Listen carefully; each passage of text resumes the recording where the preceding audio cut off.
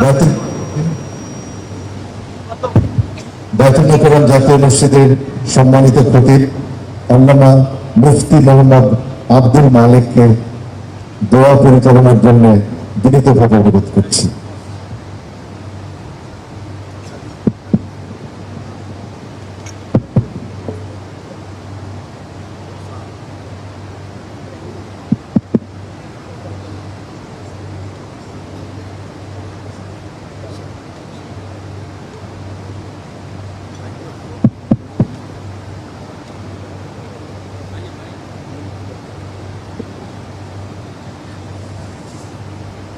আসসালামু আলাইকুম।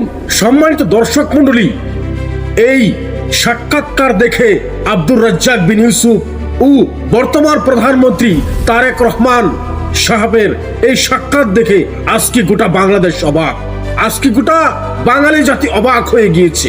যারা আব্দুর রাজ্জাক বিন ইউসুফকে নিয়ে খারাপ মন্তব্য করত, যারা আব্দুর রাজ্জাক বিন ইউসুফকে নিয়ে ট্যাটলিং করত, যারা আব্দুর রাজ্জাক বিন ইউসুফকে নিয়ে নানান ধরনের গালমন্দ করত, নানান ধরনের সমালোচনা করত, আজকে তারা কোথায়?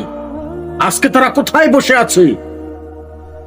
আসলে এটা বুঝতে হবে যে সম্মান ও ইজ্জতের মালিক একমাত্র আল্লাহ সুবহানাহু তাআলা।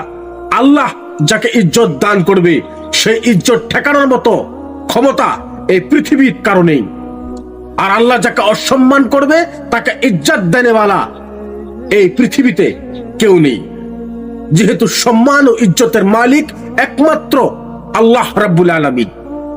আল্লাহ যাকে সম্মান দিবে তাকে আল্লাহ সম্মান দিবে, আল্লাহ যাকে অপমান করবে তাকে আল্লাহ অপমান করবে। যেহেতু সম্মান ও ইজ্জতের মালিক একমাত্র আল্লাহ সুবহানাহু তাআলা, আর সেটাই আজকে বাস্তবায়ন হয়েছে। প্রখ্যাত আহলে হাদিস আলেম আব্দুর রাজ্জাক বিন ইউসুফ হাফেজাহুল্লাহ কেউ ভাবতেও পারেনি যে প্রধানমন্ত্রীর একটি বিশাল বড় একটি ইফতার ইভেন্টে তাকে ইনভাইট করবে, আর সেই ইনভাইটে তিনি আসবে।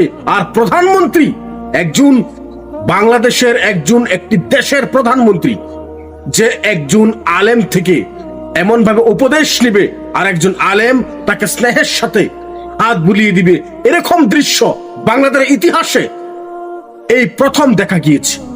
বাংলাদেশের ইতিহাসে এমন দৃশ্য প্রথম দেখা গিয়েছে যে একজন আলেম সুন্দর করে স্নেহের সহিত একজন প্রধানমন্ত্রীকে উপদেশ দিচ্ছে, পাশাপাশি তাকে হাত দিয়ে স্নেহ করছে। এই দৃশ্য দেখে আজকে গোটা বাংলাদেশ অবাক হয়ে গিয়েছে। আর যারা আব্দুর রাজ্জাক বিন ইউসুফের পিছনে ছুটে বেড়াতো তারাও আজকে অবাক হয়ে গিয়েছে।